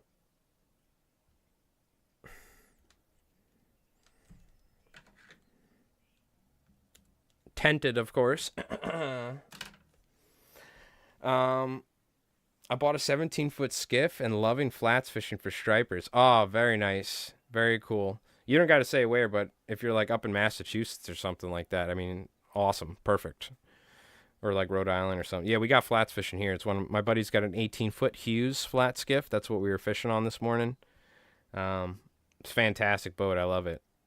But that's awesome. Very cool. Flats fishing for striped bass, some of my favorite. It's also some of the most frustrating stuff to do. That's why it's like the poor man's bone fishing for us Northeasterners. We'll just use those two hackles.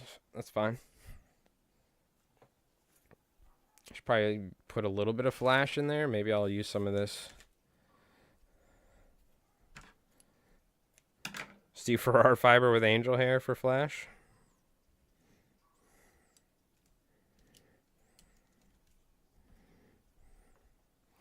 It's not very flashy, is it? Is there not like there's got to be something around I can use? No. All right.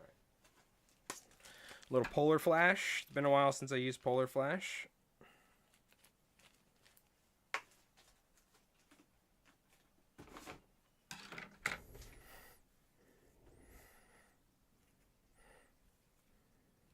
Make it flashy, why not? We're not fishing flatwinds here. Put some flash in that. Ah, Connecticut. Very cool. Very cool. Do you know Ed Mitchell? We were just talking about Ed Mitchell and his books. I have a bunch of his books, and he was a Connecticut fly fisher who wrote a lot of books about fly fishing for striped bass that I read growing up in the 90s and early 2000s. Not like personally know him, but do you know of him? Maybe you do personally know him.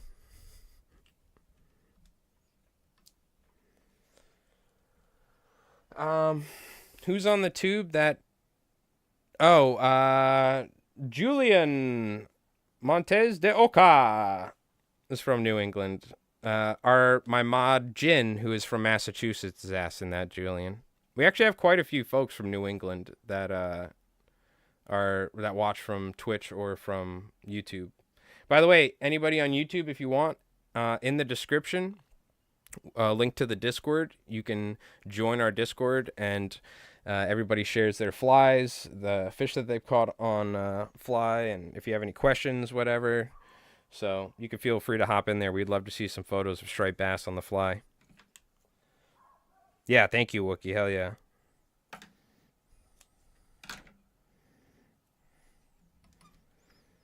All right.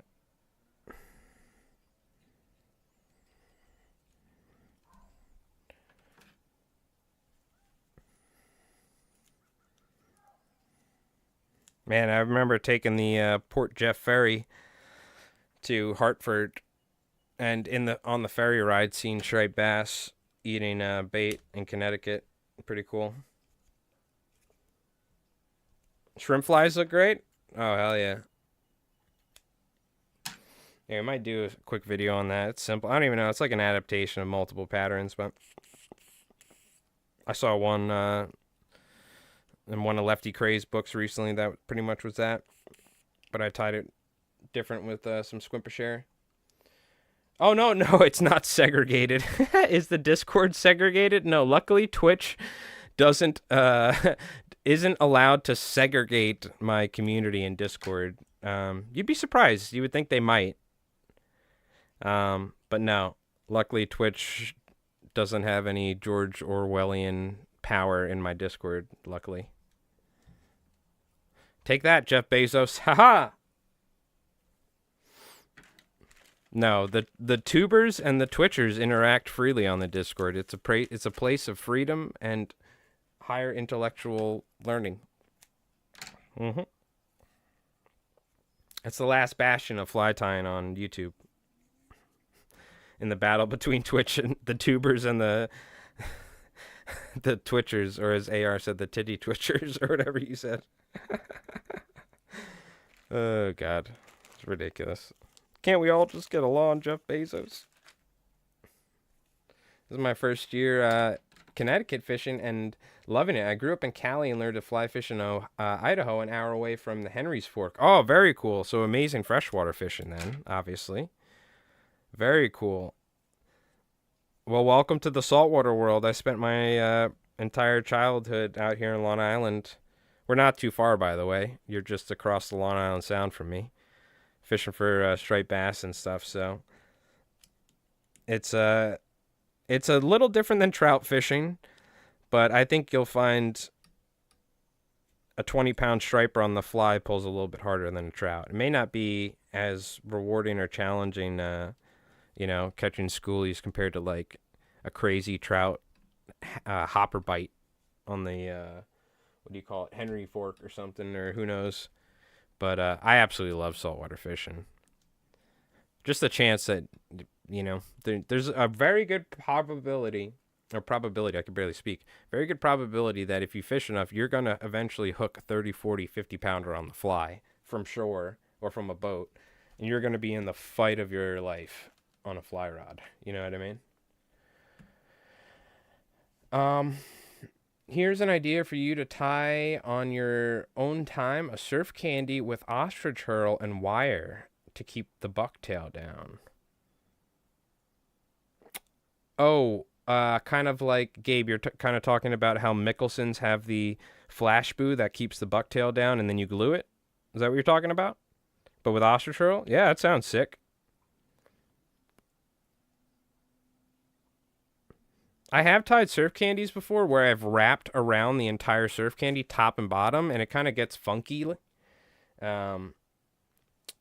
yeah, we could try some different stuff one day.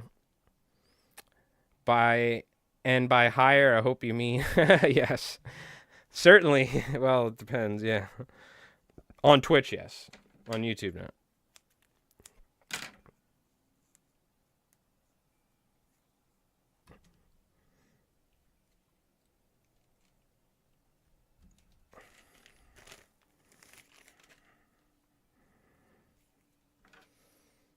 I was a big streamer fishing, so it's right up my alley. Ah, very cool.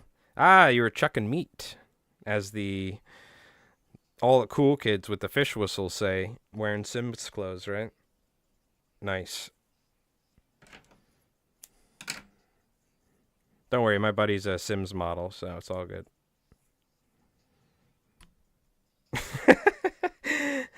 He's not actually a Sims mod. This is probably you folks on YouTube. It's gonna take a little while to get the whole lore of the Li Flies Mike universe. It's like Spider-Man, so it's gonna take a little while. For all the inside jokes like Jungle Cock Jeffy, Little Peacock, Mike Ross. It's gonna Jerry and the Empanadas. It's gonna take a little while, but we'll get there. If you're wondering, man, this guy's an odd duck. Yes, you are right. For sure. Every professional fly, every commercial fly tyer, people that do this for a living that I've met are kind of very odd, including me. So I think it comes in the job requirement. To sit here and caress bucktail for 8 hours a day, you kind of have to be a little out of your noggin a little bit. I just put up a catfish I caught from my parents' point on a bait rod and couldn't imagine that on a fly rod, 23 pounds. Oh, God, yeah. No, catfish put up a great fight. Catfish and carp on a fly rod. It's actually a pretty popular thing to do in rivers. They're a lot of fun. So, Joe, we're doing the same thing. Just V-tying. That's all.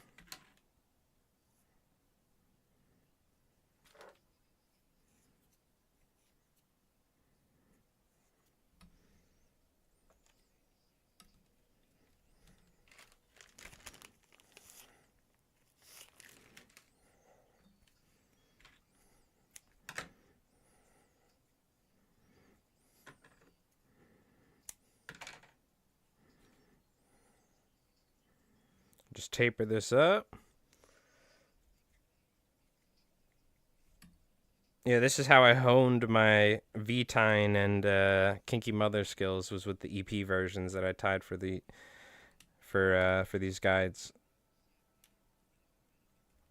out in Montauk. Apparently they were catching albies on these. This was the whole thing. The albies were on big baits. So they wanted these for bass and albies, and fucking like 200-300 of them. So they were slamming big albies out in Montauk on this exact fly that I'm tying right now. Literally the same thing, chartreuse and white like this. Chartreuse and white, tan and white, and olive and white. I think maybe pink and white as well. Oh yeah, the Wells catfish on the fly up to 200 pounds. Yeah, that's wild.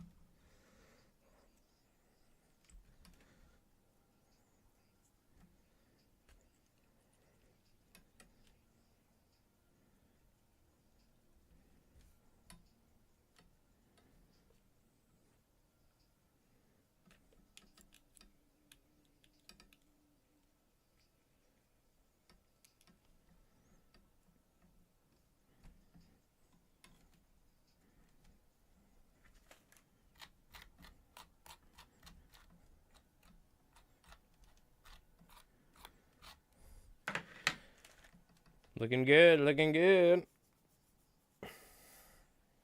By the way, I feel like you could do this and then coat the head in silicone. Like a simple clone or simple cone. Simple clone, I think they call it.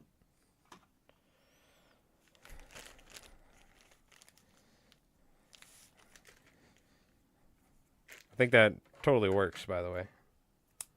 You probably need to over or under trim it so you have enough material to where it doesn't compress. But I think you could totally do that, for sure.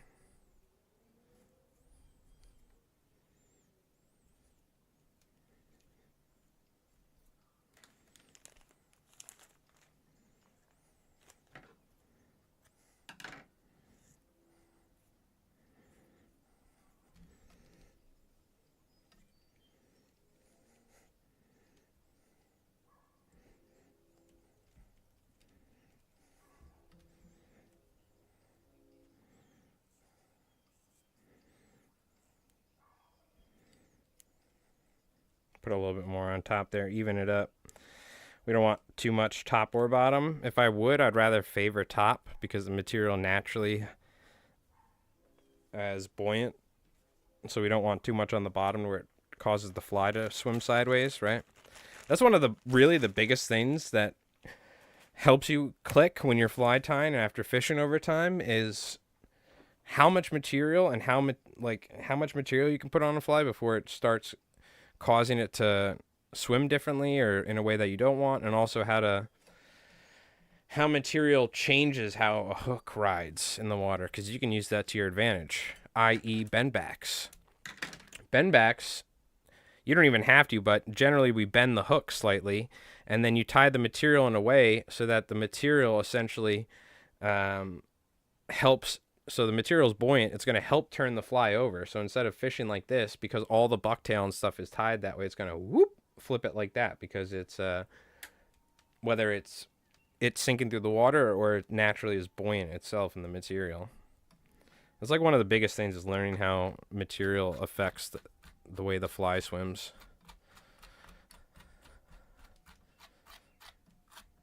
If you striper fish, I highly recommend learning about flatwings and reading Kenny Abrams' books as well, because that'll completely change how you think about.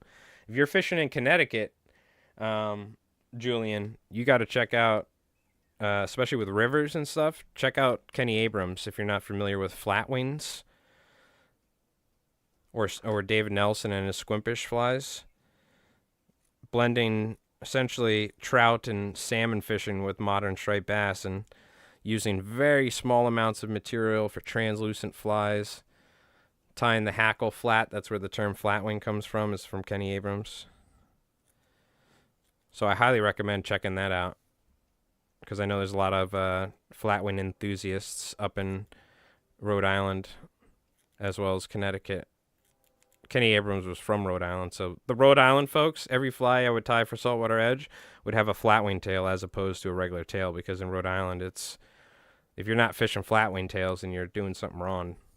It's like the norm over there, which I always loved. They were like, yeah, can you make that a flat wing tail though? I'm like, yeah, of course. Even though the hackle's more expensive, I'm not gonna flaunt them or hate them for wanting the best action. But not the most durable. Can foul more regularly if you're too aggressive with your casting. Like, you need to know how to cast certain flat wings and stuff like that.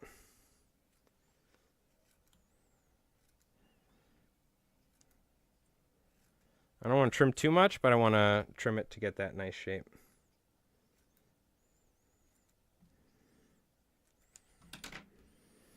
Then we'll put some eyes on, and we're good to go. Yeah, the EP blends much nicer than the Steve Farrar fiber. Now, though, I guarantee you, though, they swim differently in the water. You know what I mean? That Steve Farrar fiber might be more translucent, or it might sink faster, or it might sink slower. It might push more water, it might push less. Like, there's definitely a difference between the EP and the Steve Farrar fiber and how that will physically affect how this fly swims, fishes, looks, all that, right? But it's much easier to tie with, in my opinion, if you're trying to do these. But it would be a good test to try, tie these with like 3-4 different materials, go out and fish each one. Not trying to specifically catch fish and see which one catches fish more, because that's a completely unscientific way of doing it. It'd probably take forever. But to see how each fly swims, depending on how it looks, how it sinks, the sink rate, how much movement is in the hackle, depending on the type of material used for the head.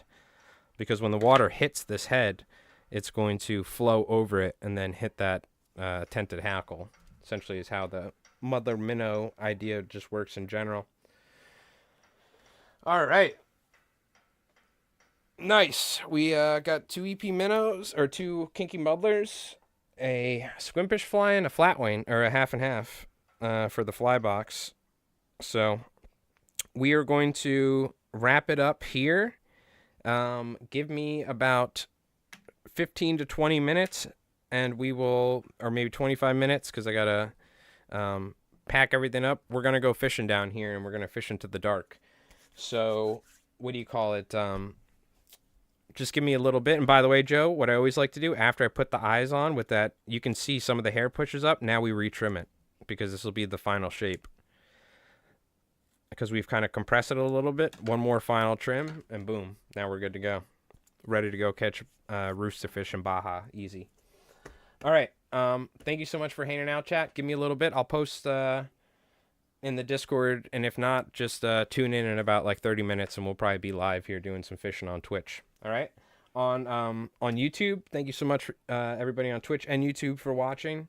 We're going to be doing some more fly tying probably tomorrow, all right? I'm going to be trying to do as much fly tying streams as we can, but Wookie, thank you for the brand new Prime again, dude, brother. Appreciate it. Enjoy the Discord, by the way. Frosty again with the 37 months on Twitch with the tier 1. Thank you again, dude. Appreciate it. And Rev gifting a membership to Daniel. Thank you, dude. So everybody, thank you so much for hanging out. Julian, appreciate you tuning in. Maybe we'll see you around sometime, or see you on Discord. But thank you so much for watching. Joe, thank you again as well.